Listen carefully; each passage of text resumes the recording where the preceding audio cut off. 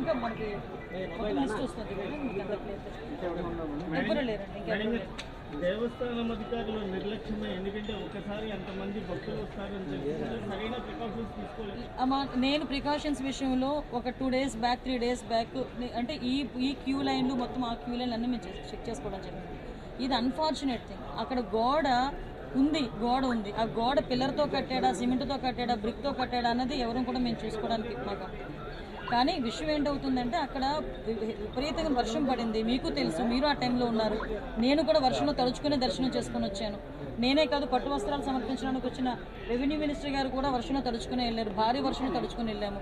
ఈ వర్షం నేను దర్శనం చేసుకుని బయటకు వచ్చాను. ఇలా ఇన్ఫర్మేషన్ వచ్చింది గోడ కూలిందని. 1 or 2 ఇంజురీస్ అన్నారు. అయినప్పటికీ కూడా నేను వచ్చి చూస్తానని చెప్పి నేను పుట్అవుట్ని వచ్చాను. అప్పటి నుంచి ఇప్పటి వరకు మేము ఇక్కడే ఉండడం జరిగింది. అంటే ఎక్కడ కూడా రెస్క్యూ ఆపరేషన్స్లో కానీ నిర్లక్ష్యం వహించడం కానీ ఎక్కడ కూడా మేము చేయలేదు.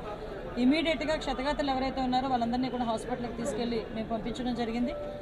మిగతా రెస్క్యూ ఆపరేషన్స్ కూడా జరుగుతున్నాయి. ప్లీజ్ మిగతా అన్ని కార్యక్రమాలు చేసుకోవాలి. అందరూ కూడా బాగున్నారండి. ఏ టైంలో కన్స్ట్రక్ట్ జరిగింది, ఏ స్కీమ్లో కన్స్ట్రక్ట్ జరిగింది, ఎవరు కాంట్రాక్టరు, ఎవరు ఇంజనీరు, ఎవరు క్వాలిటీ కంట్రోల్ ఎవరు చేశారు, ఎవ్రీథింగ్ మేము ఇందులో ఎంక్వైరీ చేసుకుంటాం. ఎందుకంటే ఇక్కడ ప్రాణాలు కోల్పోయాం. ఈజీగా వదిలేయాల్సిన అవసరం ఏం లేదు.